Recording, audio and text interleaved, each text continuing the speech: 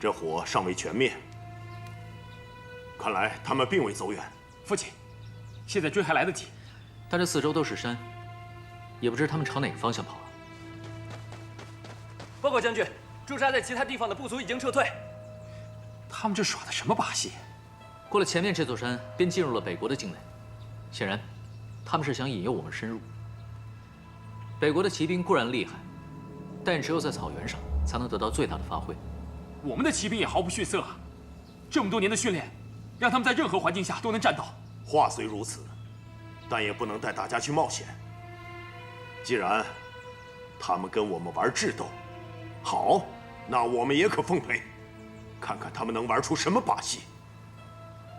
大郎，传我命令，在此扎营。是，父亲。父亲，这北国不主动出击，我们也不主动出击，难道就这么干耗着吗？你知道为何北国今年总侵扰我边关，抢我边关百姓的粮食吗？不就是因为他们今年大旱，颗粒无收吗？是啊，他们要耗着，那我们便陪他们耗着。持久战靠的是军中的储备，这一点，北国可不如我们。唉，看来我们父子几人呐，真要在此处耗个3年5年的。大哥，带我们回去啊！你的孩子们都可以成家了。哼，即便我们不想耗着，一时间也拿北国军没办法呀。他们最擅长的便是四处游窜，变换阵地，我们真是无从下手。不过伽罗曾经说过，这仗打也不是，不打也不是，所以依我看来，若就这么耗着，也并非全无好处。有何好处啊？好处便是没有流血牺牲啊。这样一来，我们与北国都没有大的损失，便不会引起两国关系更加恶化。大哥，这打仗哪有不流血不牺牲的？若想不流血不牺牲，除非不战而胜。可哪有那么便宜的事儿啊？擒贼先擒王。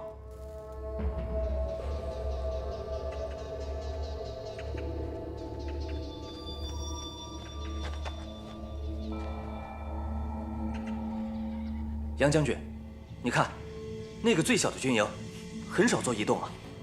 你别看它小，就它最重要。我若没有猜错，王便应该在那儿。我们先去看看。来，喝酒，喝酒，过瘾，来着，喝了。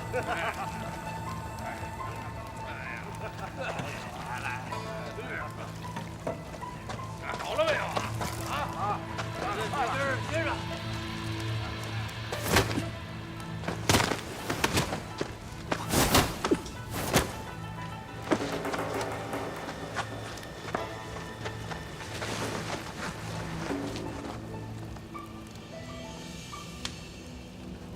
走，喝酒去，走，喝酒去，走吧，走啊，一块喝酒啊。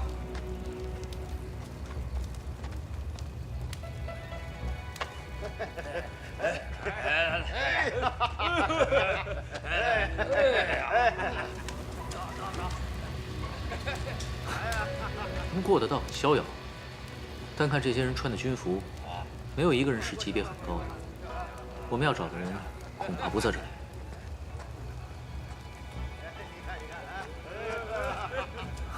有何发现吗？美人啊！试问一个普通的将士，怎会有如此待遇？所以说，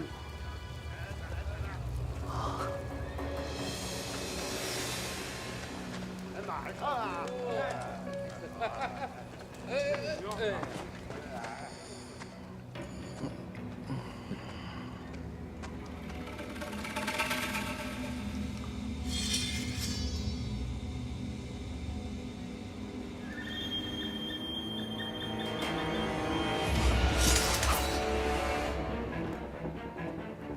你们是何人？王子殿下，我们终于找到你了，对不住了。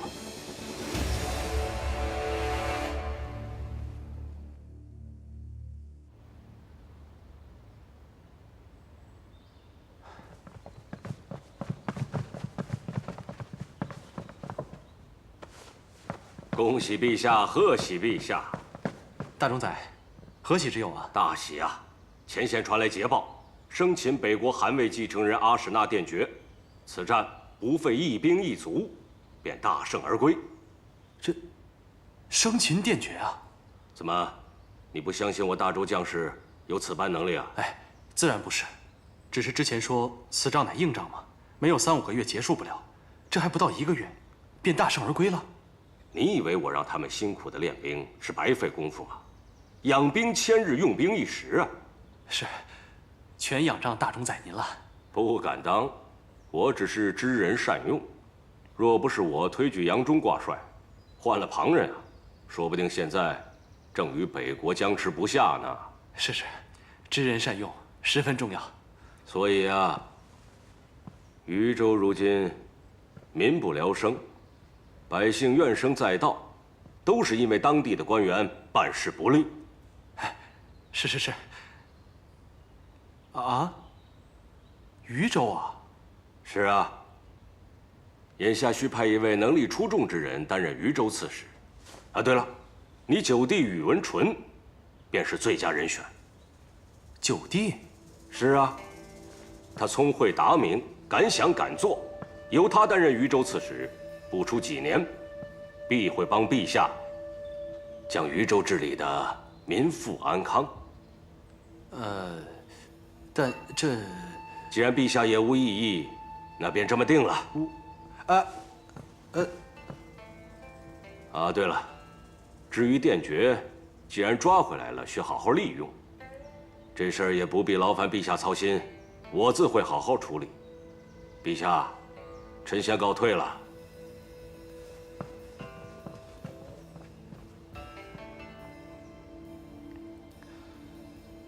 朕刚才答应将渝州交给陈国公管制了吗？陛下，您方才未说同意，也未说不同意，但大冢宰好像当作您同意了。听闻这陈国公与宇文护关系甚密啊，交给陈国公，就如同是交给了宇文护。唉，朕怎么就能稀里糊涂的中了他的招呢？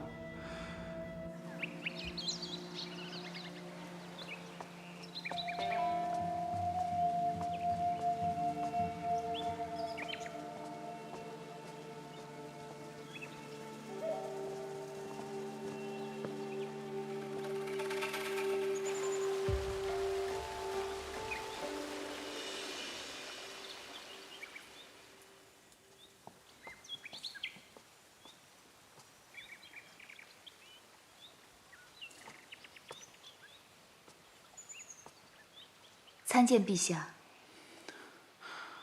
免礼免礼。伽罗啊，朕又输了。什么输了？朕实非他的对手啊！这只老狐狸道行高深，老谋深算。今日朕糊里糊涂的就被他要走了渝州啊！陛下，祸兮福所倚，福兮祸所伏。陛下，您此次失地，又焉知非福呢？福？何福之有啊？这宇文护的野心昭然若揭。以前，陛下不知他会如何夺位，所以无从防范。如今看来，他是想逐步分割地将大周攥到手中。他要，那便给他；欲取孤羽，伺机而动。可如此一来，他的实力日渐增强，今后恐怕就更加难以对付了。那陛下是否另有他法呢？朕没有。陛下，您要想想皇后，想想太子，想想太祖和先皇。无论如何，陛下也得忍耐。唉，说起皇后啊，恐怕朕能忍，她也不能了。若她知道殿爵被抓回长安，定会大闹一场。况且我觉得，宇文护似乎想利用殿爵得到什么。宇文护贪婪霸道，必定要借此机会向北国提出不合情理的要求，恐怕两国关系会更加恶化。朕担心的正是此事。不如将殿爵放回北国，以陛下的方式达成两国停战的约定。如此一来，陛下对皇后那边也能有所交代。万万不可！若此时被宇文护知道了，定会生出事端来，并且刚刚抓回来就放人，那殿爵定以为我大周怕他北国，今后说不定更加肆无忌惮。若是被他国知道了，我大周便危言扫地了。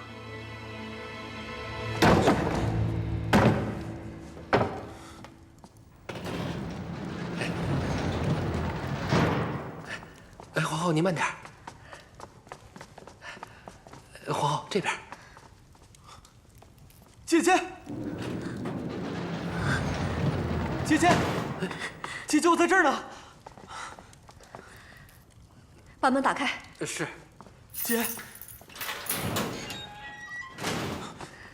你先下去吧。皇后，大冢宰吩咐过，难道本宫还会劫狱不成吗？不，皇后恕罪，小的该死。那您抓紧时间，如果大冢宰知道了，小的可担待不起呀。姐，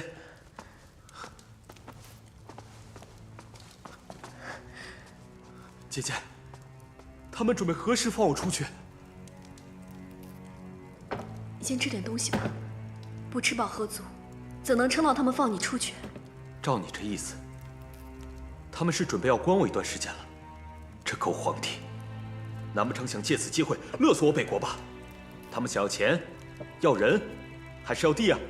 这次战争是宇文护发起的，你被抓回来，他怎会轻易放你出去？我已经在想办法了。你是我弟弟，我岂会置你于不顾啊？宇文护，宇文护，又是宇文护！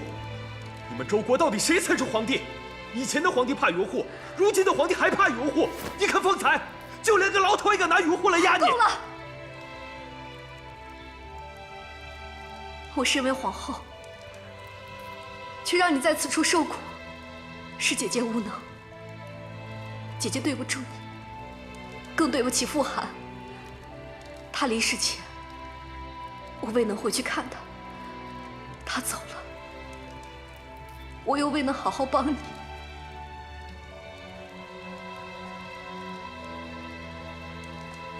姐姐，方才弟弟说话口不择言，你不要在意，我并没有怪过你。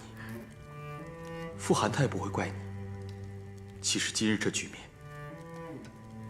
我自己也有责任。傅寒离世后，各部落首领阻拦我继承汗位，他们各自为政，罔顾我的制止，经常骚扰周国边境。这次周国来袭，他们才勉强集结听我指挥，可我却被抓了。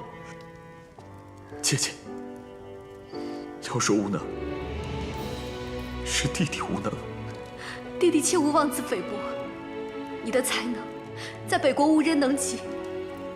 如今这局面，都是有人野心太盛，周国也是一样。你放心，姐姐一定会想办法救你出去，带你回了北国。无论如何，也要登上汗位。放心，我一定会登上汗位。快吃点东西，吃饱了才有力气。好，我吃，我吃。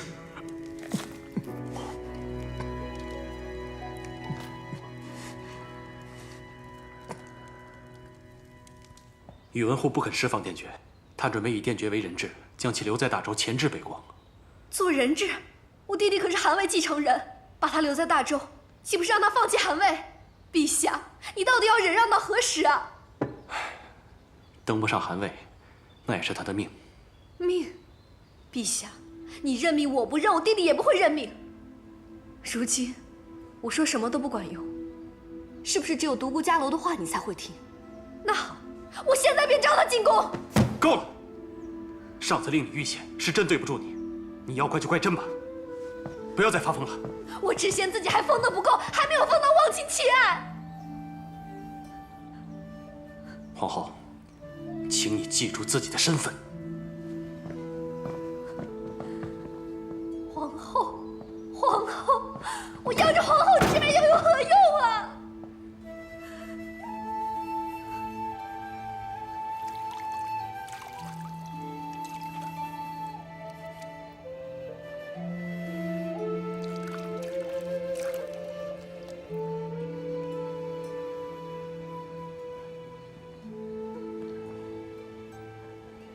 你醒了啊？这茶香提神醒脑，闻着便清醒了。是我扰你清梦了吗？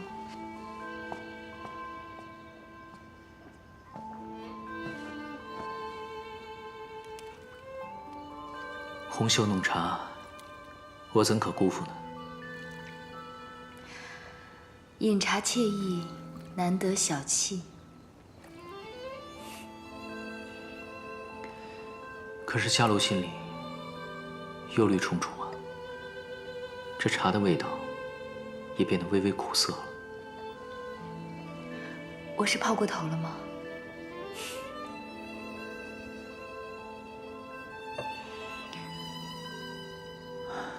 无妨，夫妻心有灵犀，其实我同你一样。也许是我杞人忧天了。我本以为宇文护这次会想方设法地抹煞你们的功劳，但到现在他毫无动静，这反倒让我心里有些不安。那个宇文护啊，现在正忙着处理殿爵，应该是无暇顾及到我们杨家的。他想将殿爵如何？我听闻宇文护是想留殿爵在大周，来牵制北国。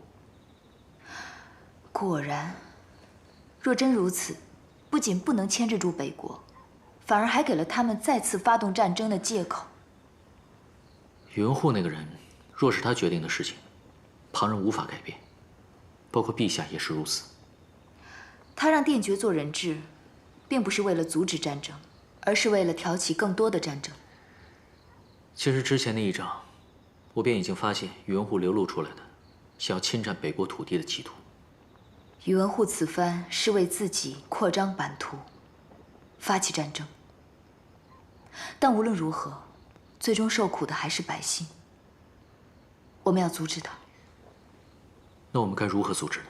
他想将殿爵扣留大周，我们便要反其道而行之。我明白，你们刚将殿爵抓回，现在又将他放了。表面看来好似白费了功夫，但是，此事莫说是宇文护了，恐怕连陛下也很难答应这么轻易地放了殿爵。所以此事还需悄悄地进行，而且我们不会白白放了殿爵。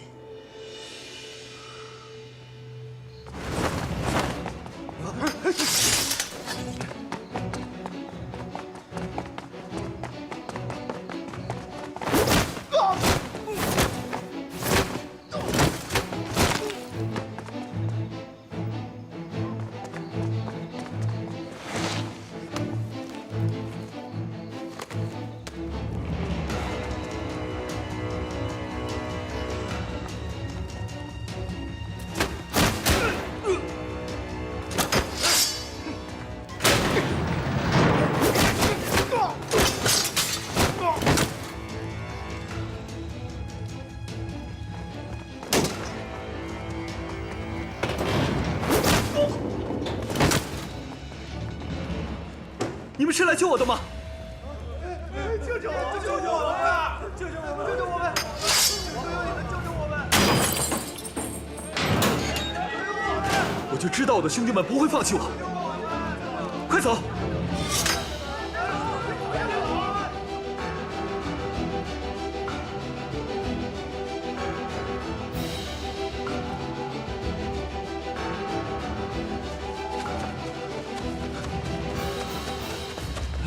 走啊！怎么不走了？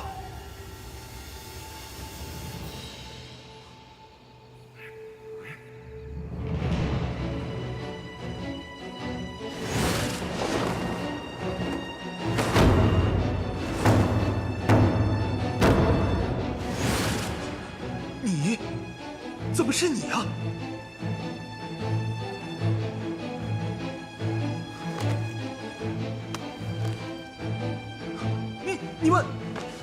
你们想干什么？我们费了这么大劲，你看不出来是在救你啊？救我？你们抓了我，又救我？你们这葫芦里卖的什么药？抓你是为了停止战争，如今救你，更是为了两国的和平。我们知道，北国各部落侵扰我大周边境，并非你的本意。而你在北国的处境，我们也都了解。若是你一直留在大周，便会是挑起争端的人登上汗位，今后受苦受难仍然是百姓。你为何如此肯定？放我回去，就一定能带来和平？凭你一个人自然不行。若你肯书信一封给我大周的皇帝，承认你们侵扰我大周边境的事实，并且主动求和，或许我大周会答应帮你们北国渡过难关。哼！你是在侮辱我吗？我堂堂北国，怎能低声下气求你们周国？哎，我说你这个人怎么这么不知好歹呢？若我们有心想要侮辱你，又怎会以身犯险去救你？如今北国饥荒成灾，而你又不能解决这个问题，所以他们才不服你，认为你不配继承汗位。但若你能解决北国之困，他们便没有借口再反对你，也没有理由再侵扰我大周。我明白，自尊固然重要，可是你想想，如若连生存都尚且艰难，自尊又有何用？杨坚说的对，大丈夫就得能屈能伸。你向我们大周寻求帮助，那也是为了你们北国的百姓。你若把个人尊严放在百姓生死之上，我看这可汗之位你也别想要。谁说我不顾百姓的生死？那你就做给你的百姓看呢。此地不宜久留，你还是早些离开吧。那匹马会将你安全地送离大周。别犹豫了，快上马吧。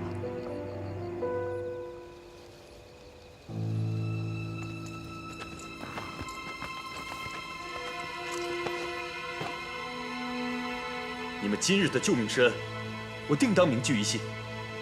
至于你们说的，我也会考虑。这，哎，这就这么放他走了？我怎么有种放虎归山的感觉？哎，你们说他回去会不会求和？他会不会求和，我不知道，但我知道他回去了，北国便没有理由再发动战争，那么宇文护的计划也就落空了。不仅如此，我想殿爵也没有其他的选择了。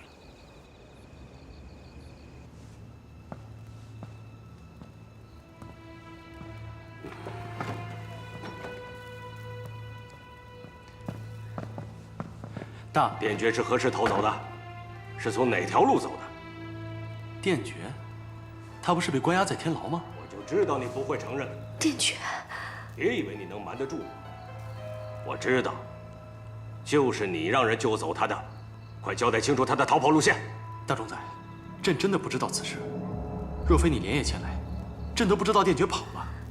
不是你指使，便是皇后所为了。不可能。虽说皇后是殿爵的姐姐，但她知此事牵扯两国关系，她不会乱来的。你别忘了她是谁。她是北国的公主，两国联姻的棋子。你以为与你同床共枕，她就会为你着想，为我大周着想？大冢宰，说不定是北国派人潜入我大周救走了殿爵呢。眼下并没有证据证明是皇后所为啊。若大周无人给北国通风报信，他们又怎能轻易救走殿爵？待我找到皇后卖国的证据，该如何处置，你最好心里有数。哼！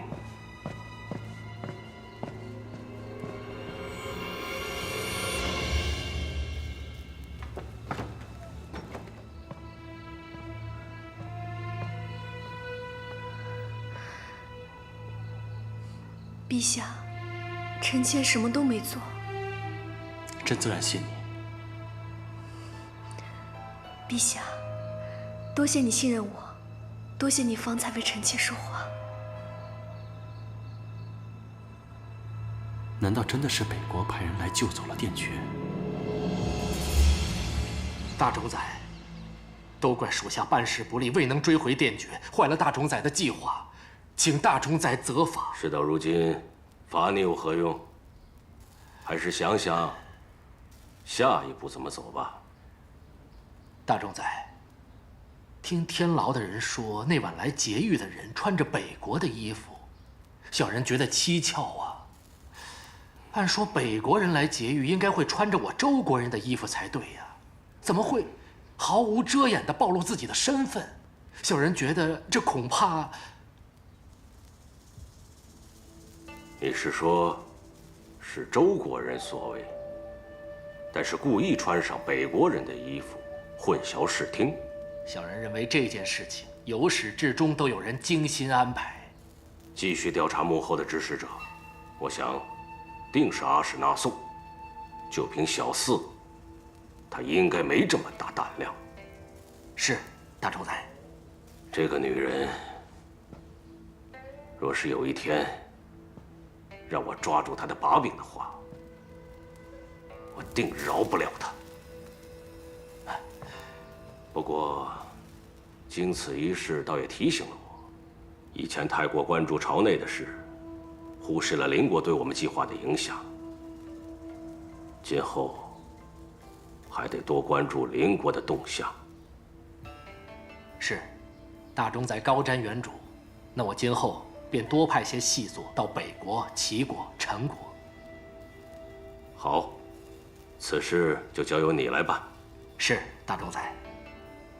那皇帝怎么办呢？您一直认为他为人心思缜密，眼下只是装傻。小人觉得，是否把他变成真傻？这样，即便他想跟大冢宰作对，也没那个脑子了。你又在打什么坏主意？小人近日研制出了一种新药，长期服用可使人心智失常、言语混乱、性情暴躁，饮酒之后更能使病症加重，终致失魂症。此药无色无味，放在茶里、饭菜里都很难验出。日积月累，那皇帝必定变成一个傻子。谁会拥护一个傻子当皇帝呢？赵月，赵月，你总是能想我所想，实在是一个不可多得的人才呀。那还等什么呢？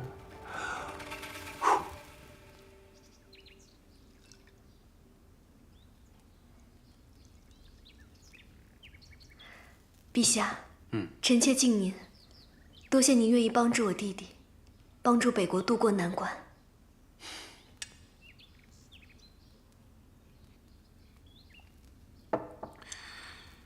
之前朕想过要救你弟弟，但是一直未想出办法。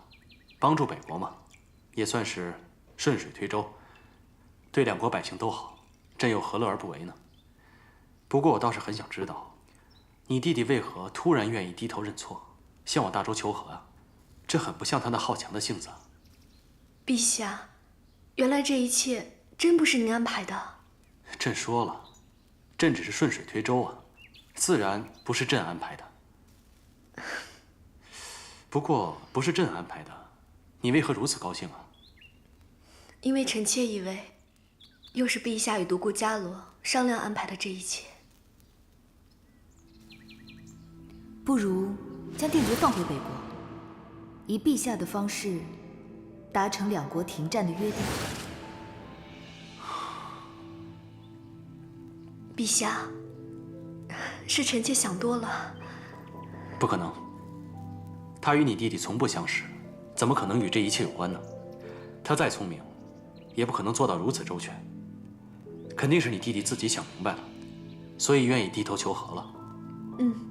臣妾也是这么认为的。我弟弟虽倔，可是他很聪明，自然知道什么事该做，什么事不该做。看来还真有可能与伽罗有关。伽罗，伽罗，你真是一次又一次让我大开眼界。这个皇帝啊，果然是皇帝，自己约的我们，让我们在这儿等了半天。你也说了，他现在是皇帝嘛，真是日理万机了，稍安勿躁。哼，他日理万机，日理万机的应该是那宇文护吧？他又不用操什么心，他明明知道我性子急，最怕等人，如今还偏偏让我等。我看他就是故意的。谁？你是何人？为何打我？在背后说我坏话，还要打我？你是想造反吗？我怎么就说你坏话了？我说的都是实话。二弟，你是不是早看到他来了，你也不告诉我？你们两个合起伙来欺负我啊？没，你是我们大哥，何人敢欺负你啊？来，给你倒杯酒，消消气。行，来，大哥二哥，我敬你们一杯。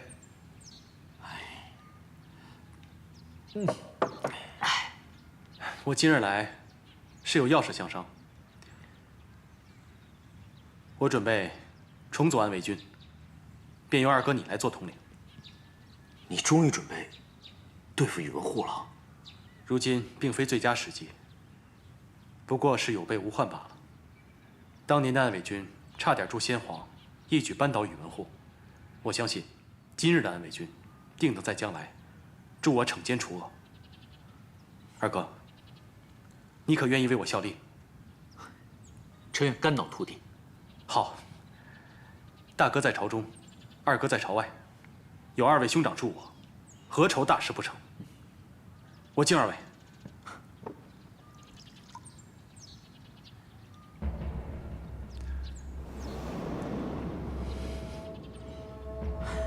三弟啊，你这喝一杯就晕了，怎么了？没事。来。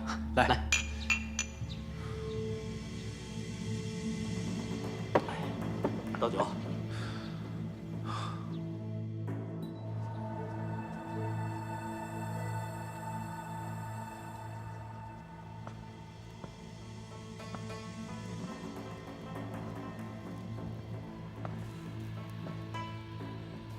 上周已连续3月未上交税钱，这个月又要拖欠，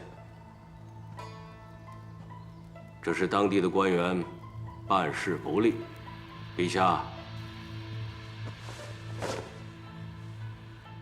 你说怎么办？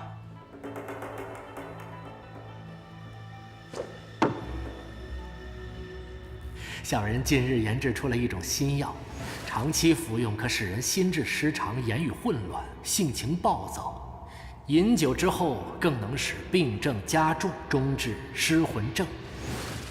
陛下。陛下，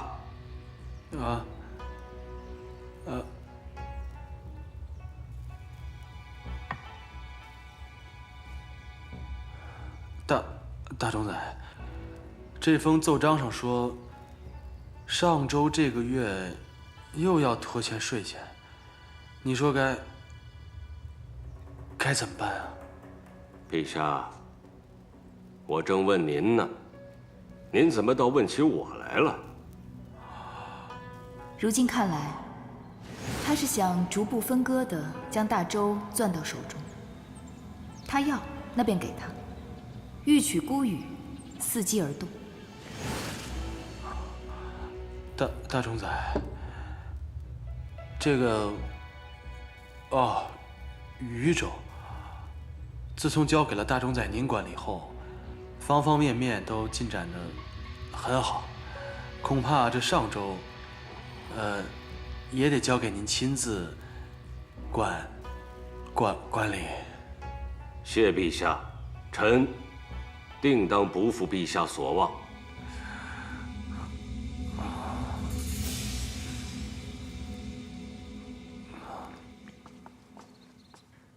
臣父参见皇后。平身吧。谢皇后。今日召你们入宫，本宫想知道民房重建的如何了。一切正在稳步修建当中，请皇后放心。对了，杨夫人，听闻你已经搬离了旧地，有了自己的府邸，可是却仍一直关心着百姓。百姓有你这样的朋友，真是福气啊！没有，皇后过奖了。臣妇承受不起。怎么会承受不起呢？以后啊，还有许多事情需要杨夫人你做呢。臣妇一定竭尽全力。哦，对了，伽罗，本宫有件事想跟你说。哦，皇后，我见这御花园甚美，还请皇后允许臣妇四处看看。你去吧，倩雪，你带着杨夫人四处转转，好生招待着。奴婢遵命。杨夫人请。伽罗，坐吧。伽罗，近来皇帝精神不振，时而失神，又时而暴躁，还时常莫名发呆。哎呀，可让太医诊脉，又诊不出什么结果，所以我怕皇后担心有人对皇帝不利，而太医又被人收买。是，本宫记得你当初与我说过，先皇有可能是中毒而亡，所以本宫在想，你有没有什么办法能帮助皇帝？这我也不懂医术，不过有一位高人或许可以帮忙。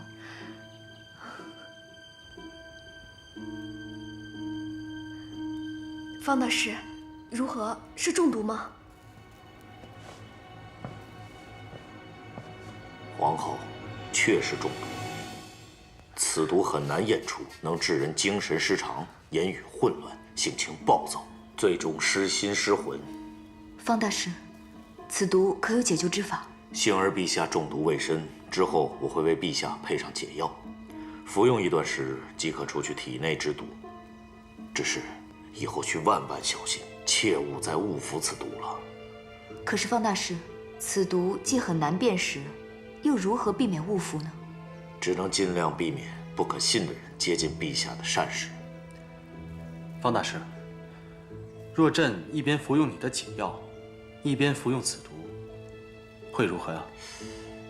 若是如此，我的解药虽然能够解毒，但毒药和解药日日在陛下体内较量，长此以往，陛下的身体也会日渐虚弱呀。那这个长久是多久啊？短则10年，长则20年都有可能，这要看陛下的身体状况了。好，朕知道了，多谢方大师，你先下去吧。在下告退。大师请。陛下，都是臣妾照顾不周，日后臣妾一定亲自负责您的饮食。不，此事一定与宇文护脱不了干系。若我们太过于谨慎，倒会引起他的注意。那如何是好啊？陛下，你该不会是想继续吃那有毒的食物吧？有方大师的解药，不会有事的。不行啊，陛下，方大师方才不是说那些毒药会让您身体虚弱吗？那也是10年以后的事了。难道朕还需要那么久才能扳倒宇文护吗？可是陛下……好了，皇后你不用担心，朕心里有数。陛下，伽罗也觉得不妥，您这是拿龙体在冒险呀。你们真的以为朕这么傻？朕就这么不爱惜自己的身体吗？若是今后吃了可疑的食物，我都会尽量吐出来的。可是……好了，朕知道你担心朕，朕也并非视死如归之人。皇后你不用担心。好了，陛下，你既不想引起宇文护的怀疑，难道是想要假装中毒，来迷惑宇文护？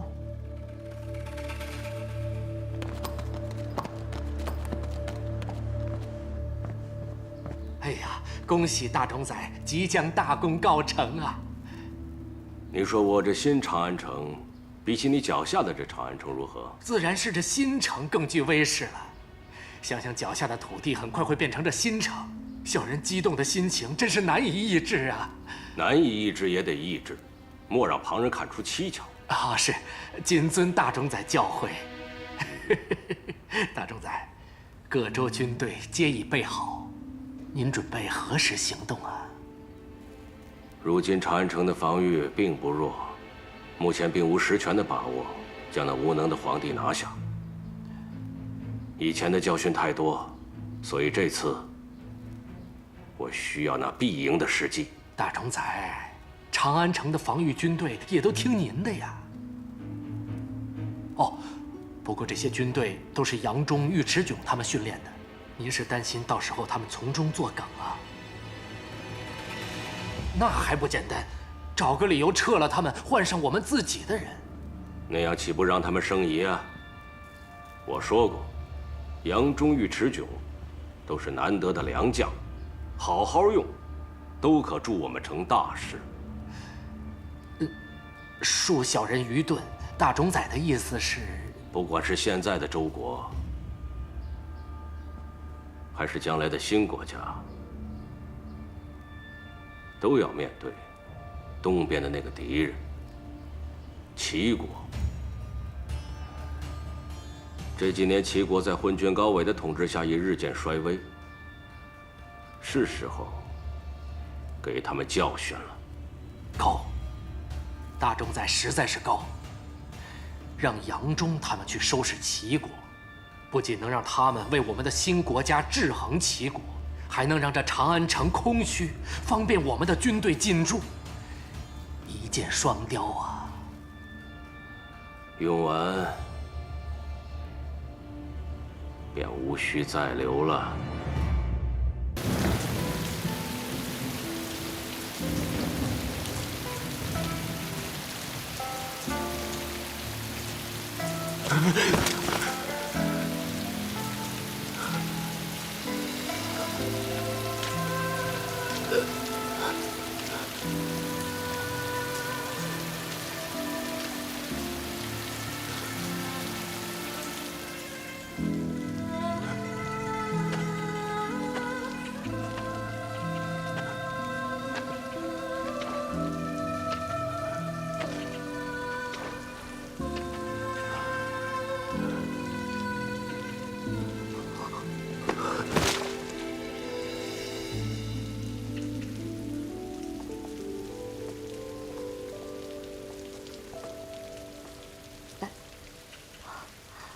那里躺了一个人，快过去看看。施主，施主，施主，你这是怎么了？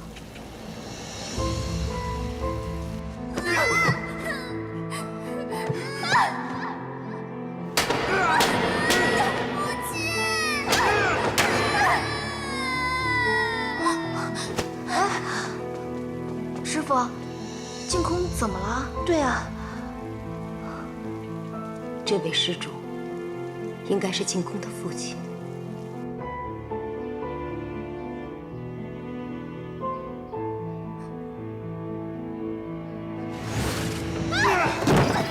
让你瞧不起我！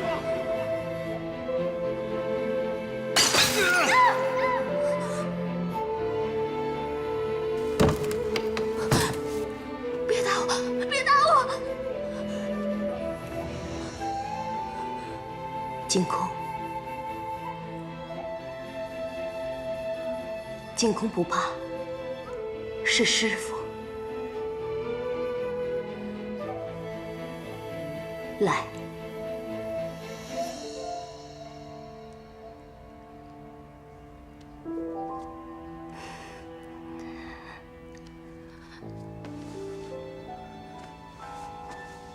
师姐，喂不进去啊，这可如何是好？人命关天啊！师父，师父，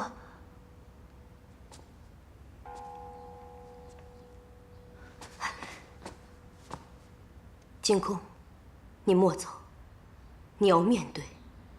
只有你学会面对了，你内心的恐惧才会消失。我不想见他。来，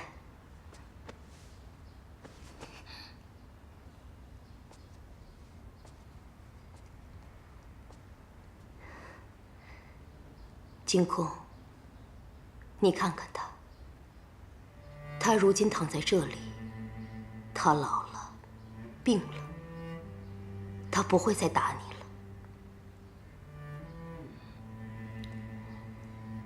你有时是不是喜欢放纸鸢？师父，你怎么知道？你看看他手里拿的是何物？他虽然昏迷了，手里却一直紧紧握着那纸鸢骨架。我们几番试图将其取下，都不成。哎呀，蝴蝶的2个眼睛要靠近一点，离远了便不好看了。哦，文姬啊，你看这样行吗？嗯，好多了。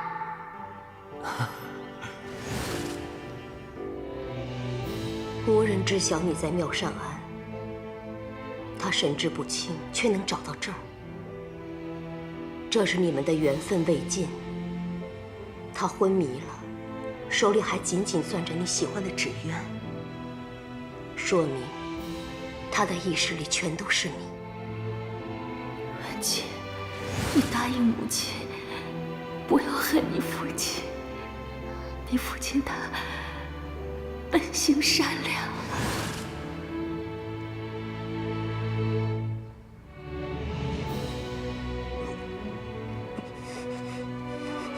他病得很重吗？他着了凉，还得了热病，这药再喂不进去，恐怕麻烦就大了。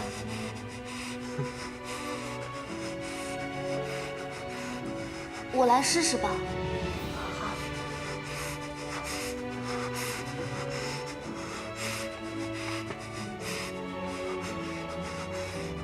喝吧。他喝下去了，真是父女连心呢。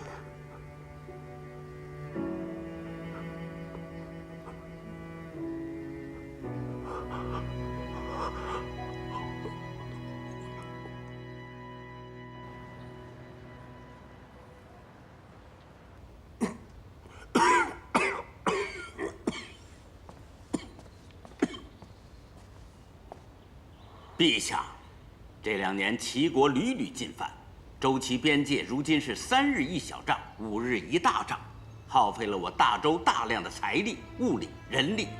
陛下，若是再不想办法，事情恐怕将一发不可收拾啊！陛下，臣亦认为，应该采取行动，以破解眼下之僵局。现齐国已非昔日之强国，臣认为，我们可以借此教训以示警戒。陛下，您意下如何？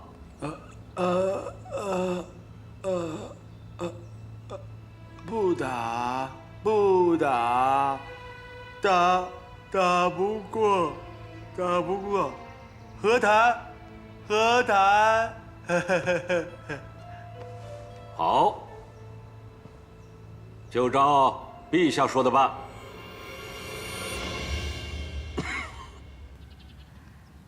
我从周齐边境回来的门客处听闻，那里如同乱世，民不聊生。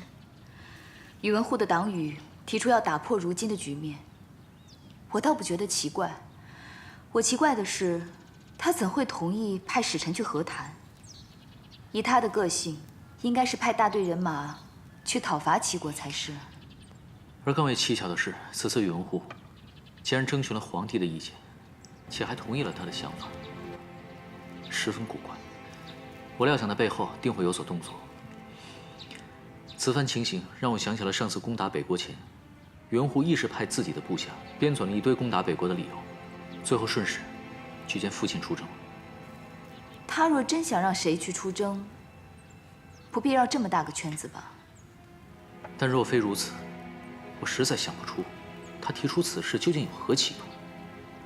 看来此次出征，若非父亲，便是尉迟叔父了。但如今尉迟叔父身体状况大不如前，最大的可能便是父亲出征。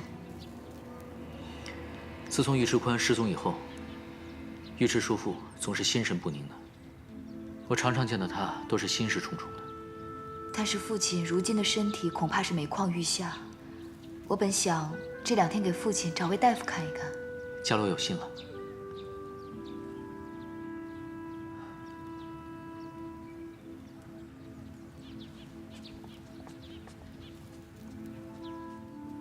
家罗，其实有一事，在我心中存疑已久了。皇帝既然让我重组暗卫军，那便说明他有击垮宇文护的决心。但为何没过多久他就病了，而且患的还是心智之疾？大郎，有一件事我一直想同你说，只是始终未找到合适的机会。你的意思是，皇帝在装病？对。宇文护派人在皇帝的食物中下毒，该毒会令人痴傻。幸好皇帝及时发觉，并以暗中谋划对策。与我想的不谋而合。皇帝得的并非是什么痴傻之症。眼下，传言皇帝得了不治之症，更有流言纷传，说要变天了。我们虽暗中筹谋许久，但却不知未来风云究竟如何变幻，始终心有不安。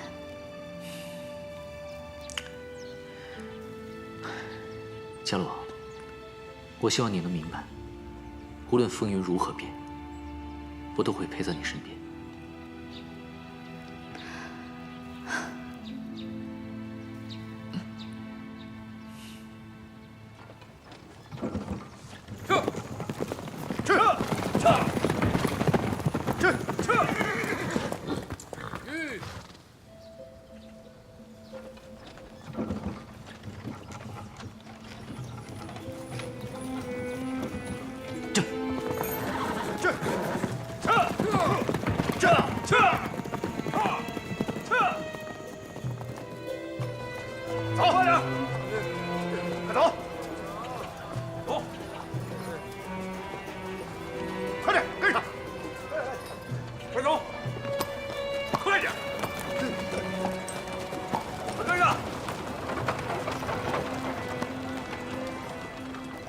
薛大哥，这究竟怎么回事？正如你所见，渝州的男丁皆被拉去当兵，各家各户的铁器均被搜刮拿去铸造兵器。总之，这日子没法过了，所以这老幼妇孺皆逃离渝州，直奔长安讨生活去了。怪不得这渝州形同废城。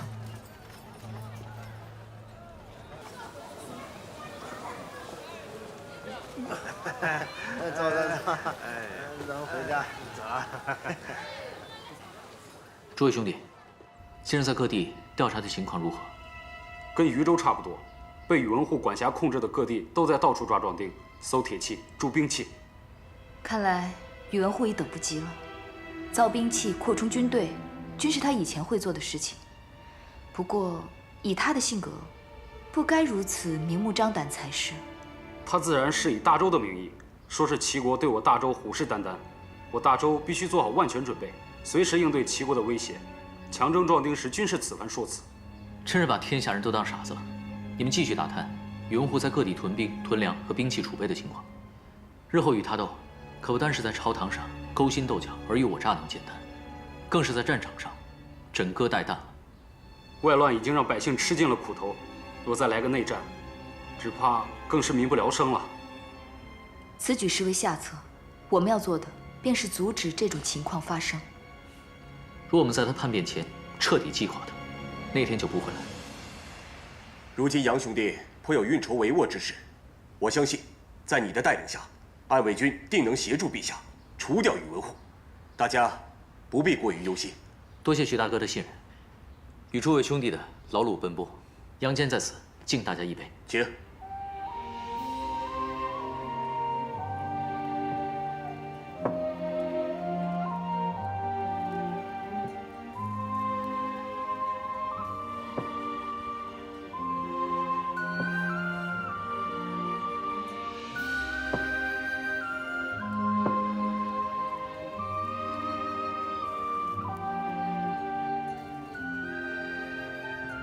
如此看来，那一天真的要来了。哪一天快要来了？父亲，父亲，父亲，您请看，这一圆形标注的是宇文护从皇帝处讨要过来，自己管辖的州郡；而这用方形标注的，则是宇文护私自豢养军队的州郡。难道是指宇文护在他管辖的州内豢养与训练军队？之前倒是听他在朝堂上说过，应全民皆兵，以应对随时进犯之敌。其实他此举本就不是为了防御外敌。父亲，您看宇文护豢养军队的州郡，死死地围住了长安，其何用心，一目了然。皇帝病情愈重，这宇文护野心日甚，这事人人皆知，但是却没有人能奈何得了他。哼，若真有这一天，也并不意外啊。父亲，如今为何如此认命？不，这并非认命，而是认清现实。不过，该做的还是要做啊。好，父亲。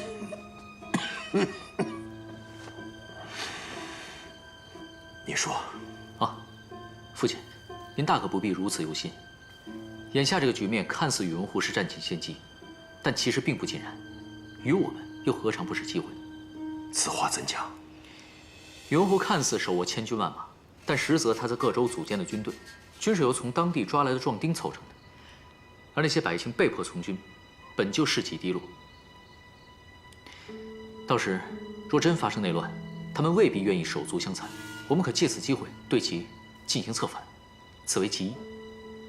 是，其二，虽然眼下长安城内的军权落入宇文护手中，但是军中诸多将领均为父亲与尉迟将军的旧部，所以需趁宇文护在余下3个州郡完成筹军前，父亲和尉迟将军要牢牢抓住人心。我们必会尽力为之。不过，我有一事尚有疑虑。以皇帝如今的状况，不消多时，只怕会轻而易举地被那宇文护控制在手中。若那时那宇文护真的反了，我们该以何身份去与之对抗呢？父亲，您不觉得皇帝他病得很蹊跷吗？蹊跷？对，父亲，皇帝此举是在装病。他假装中了宇文护的毒，令其放松警惕。果真如此。若皇帝确实在装病，那说明他心中定有应对之策。皇帝此番潜伏已久，届时还需我们杨家鼎力相助。我杨门忠烈，必定为皇帝竭尽全力。陛下，宇文护在长安周边豢养了那么多伏兵，居心显而易见，您不能再坐视不理了。陛下，您在思虑何事啊？朕在想，朕是否错了？朕是否退让的太多了，才让这些百姓被迫沦为难民？朕是否真的养虎为患了？而如今此虎权势日盛，朕还能捕得到他吗？臣妾以为，宇文护及他的党羽，必定会引得当地民怨如沸。那些伏兵也是迫不得已被拉去充军，若要策反，也并非不可呀。有点道理。容朕想想。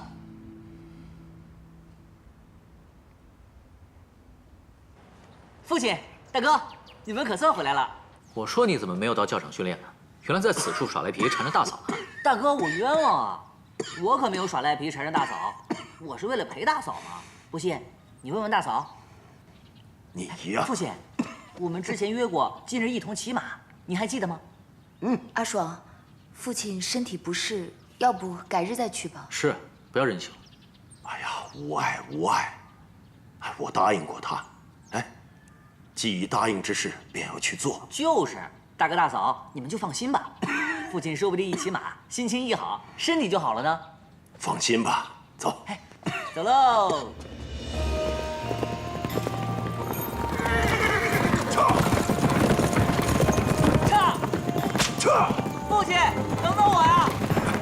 上！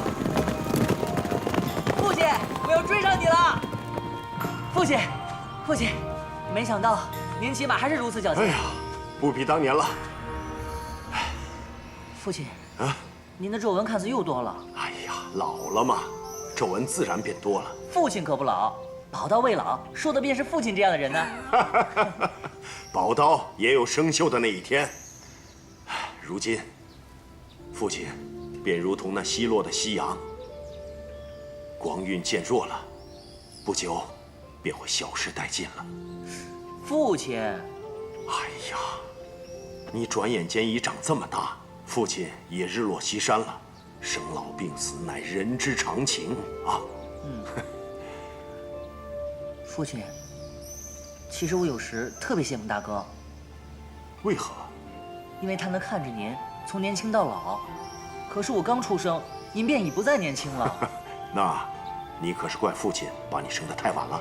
自然没有，我的意思是，父亲您要慢慢变老，再慢点，再慢点，这样阿爽能陪您的时间啊，就会久一些。好，为了我家阿爽，为父答应你啊。父亲，咱们坐下说吧。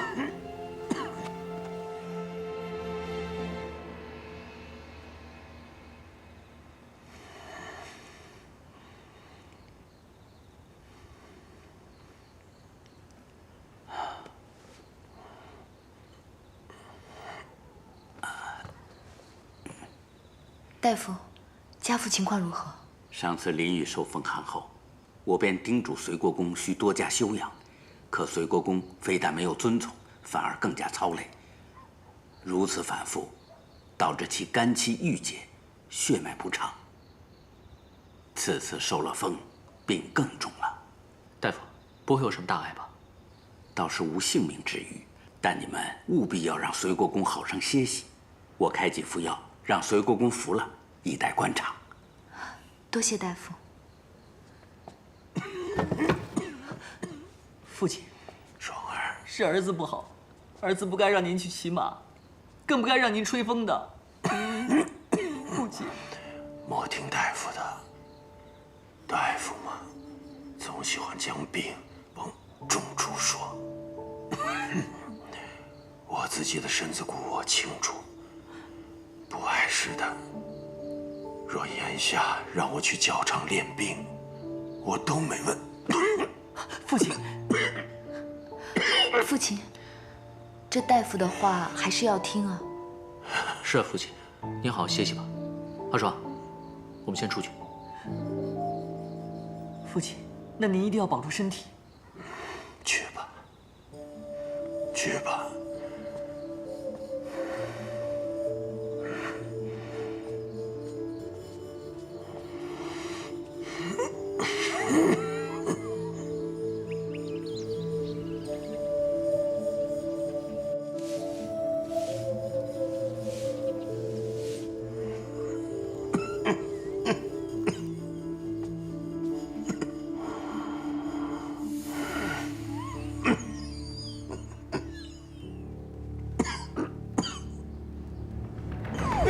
郎主，郎主，快来人！来人呐！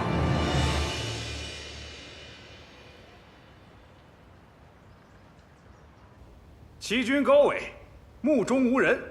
他说想是我们怕了，才会与之和谈。既是如此，便表明我大周略逊一筹，那更应趁此机会攻我大周，以示国威。所以拒绝停战。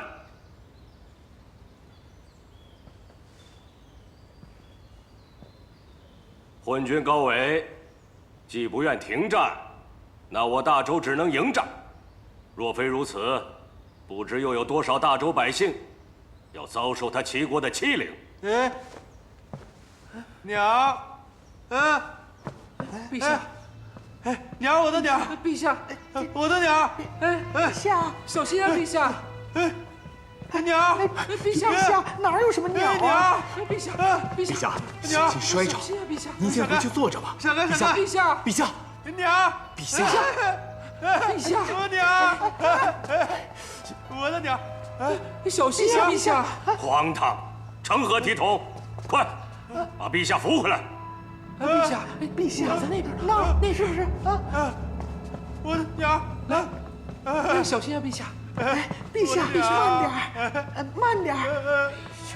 这成何体统？安静，安静！刚才所议之事，若无异议，那便准备出兵，迎战齐国吧。陛下，臣认为此时不宜再发生大的战争。眼下我周国难民颇多，诸多百姓连温饱都难以解决。若此时再战，怕是国力难支。臣认为，当务之急是解决难民问题。可是高大人，您可知那些难民为何会落得如此下场啊？若非齐国频频发动战争，令他们家破人亡，他们岂能流离失所？是吗？据我所知，并非如此。依我看，就是如此。大冢宰，下官认为应派我大周得力武将率精锐部队，前往周齐边境，趁此机会威慑齐军一番。徐将军，威慑齐国固然重要，但也需考虑如此行事代价为何。这一去，不知又要死我多少大周将士。臣认为，大周百姓已无法再受此等重创了。谁说打仗就一定会死伤无数了？大司马上次不战而屈北国之兵，并未损失多少兵马嘛。高司空，你这倒提醒我了。为了我大周的百姓，此次出征最佳的主帅人选，便是大司马了。大司马实乃胆略过人，由他出征，定能将伤亡降至最低。陛下，大司马病重在家，怕不能出征。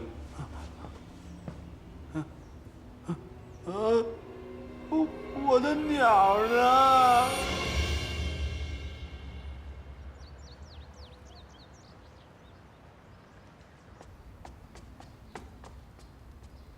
皇帝驾到！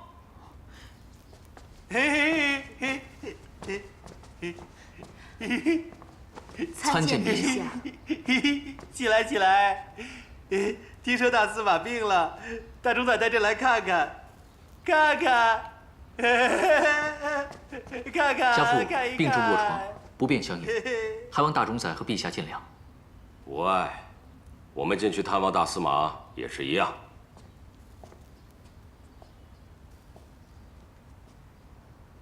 大司马怎么就突然病了呢？大冢宰，陛下与我来看你来了。陛下有事远迎，请陛下恕罪。大司马，起来，起来！你怎么病了？你老了，不中用了。陛下，你不可如此说大司马，大司马用处还大着呢。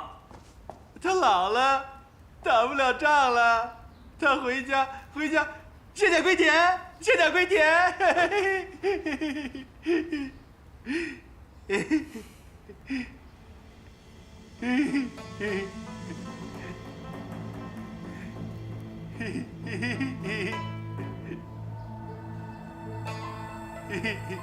陛下，你万不可如此说大司马，咱们大周还需大司马披甲上阵呢，怎能让他卸甲归田呢？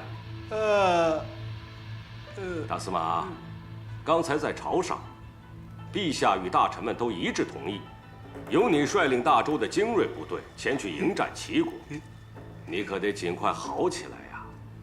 你多病一日，百姓和大周就多一份危险啊！承蒙陛下与大冢宰抬爱，可朕此刻的身体状况，实在是难以出征。不过，我大周良将颇多，可否将此机会让与他人？不可。就算等，也需等你病好了再出征。泱泱大周，再也找不出比你更有胆略、更骁勇的武将。你去，定能威慑齐国。你们说是与不是？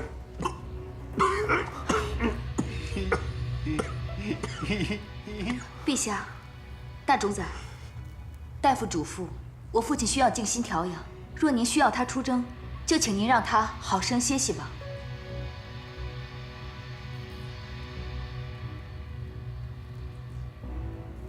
大司马，有如此贴心孝顺的儿媳照顾，相信你很快便能好。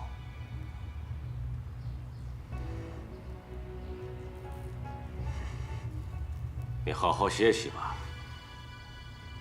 陛下，走吧。恭送陛下。恭送陛下。恭送陛下。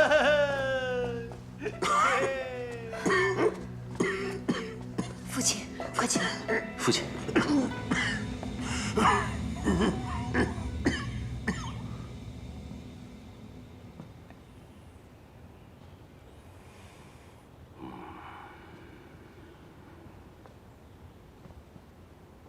大冢宰何事如此犹豫啊？我本想借迎战齐国之机，将杨忠支开，可杨忠眼下病重，强行令其出征，恐遭人生疑。我正想着如何将他调离。大冢宰，属下认为不如……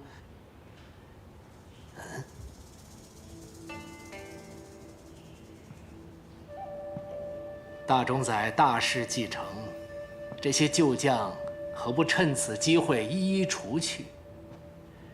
杨忠缠绵病榻，已无还手之力，这是最佳时机，胜算极大。早先怕失手打草惊蛇，一直没动得了杨家。眼下倒不失为一个好时机。大冢宰所言极是啊。那就杀。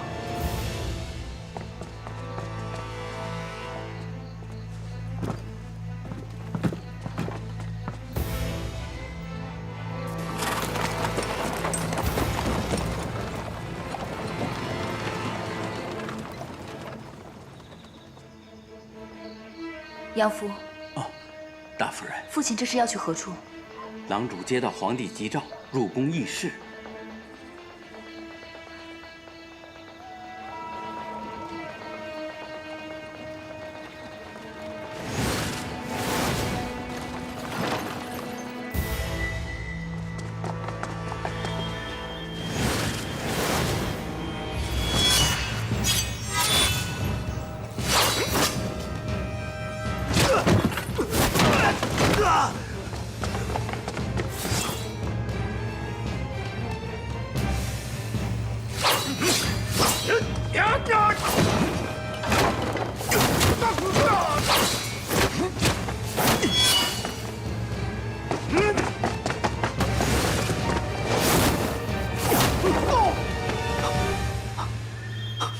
父亲，大郎，你怎么来了？家楼告诉我，皇帝深夜找您入宫，我便知其中定有埋伏。他们人多，想办法尽快退出去。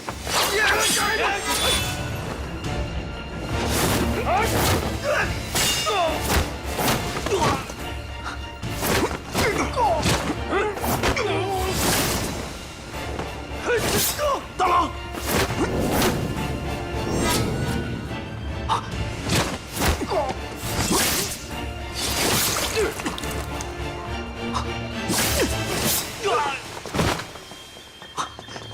父亲，大郎，小心！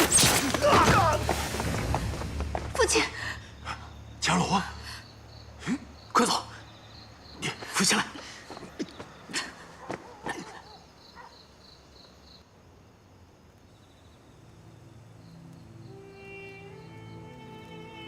我这一生几乎都是在战场上、马背上度过的。我我曾弃位奔梁，后来又回到了魏国，跟随太祖打天下，征战无数，所获大小功勋无数。我以为我即便是死，一定会死在战场上，没成想，最终却死于小人暗算。大郎，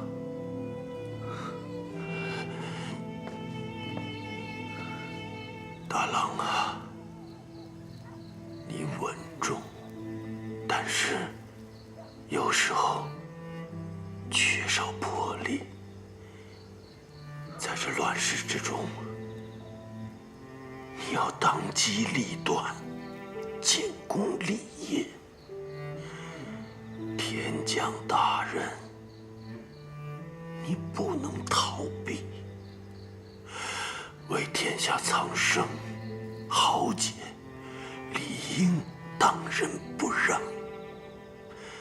时机一到，大郎，你要记住，你要为生世而争。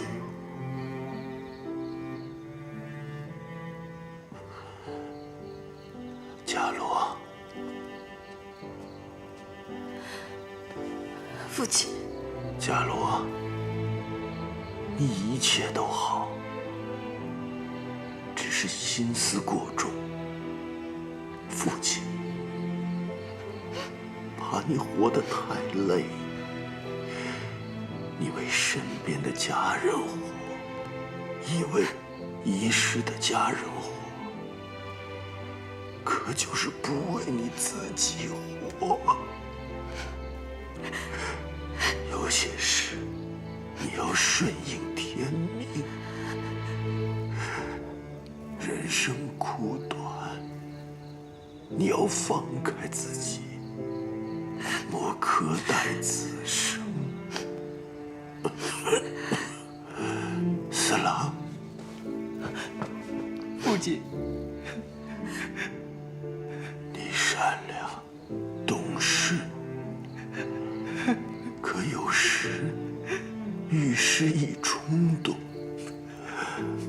务必要改掉此毛病。我最放心不下的便是你，长兄如父，长嫂如母，今后切切要听大哥大嫂的教诲。我养中本以为可以含饴弄孙，颐养天年，父亲，如今有苦登眠。但是我也无悔此生。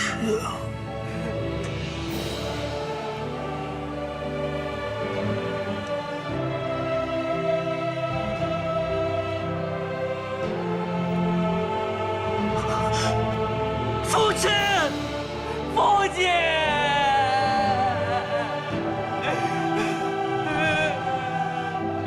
父亲，父亲。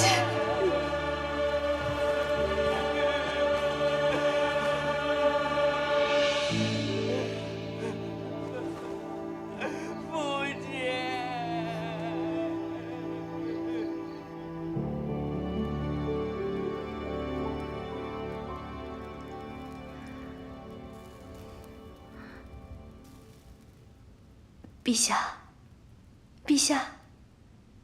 啊？陛下，你方才还好端端的喝着酒，现在却如此出神，是否有心事啊？陛下，陛下，隋国公他西去了。怎么会这样？为何如此突然？朕去探望他时，他病得似乎并没这么严重啊。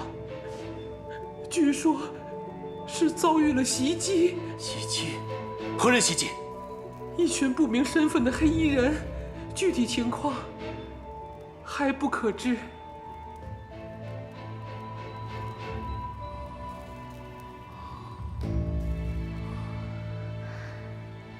你先下去吧。是。陛下，您认为是？必定是宇文护，必定是宇文护。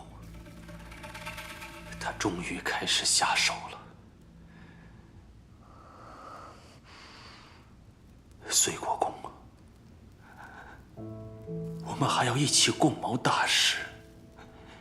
你为我大周所做之事，朕永远铭记在心。朕必不负你所托。隋国公，你一路走好。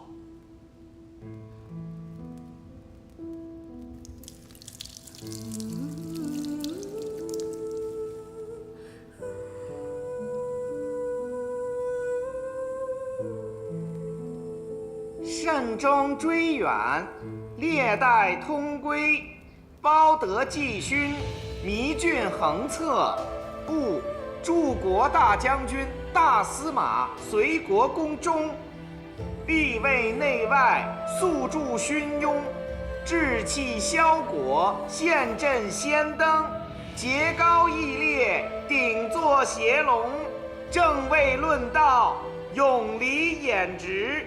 必资景化，以赞龙平；焉至允丧，不胜阵痛。追赠太保、都督、同硕等13州诸军事、同州刺史，谥曰桓。谢主隆恩。陛下万岁万岁万万岁！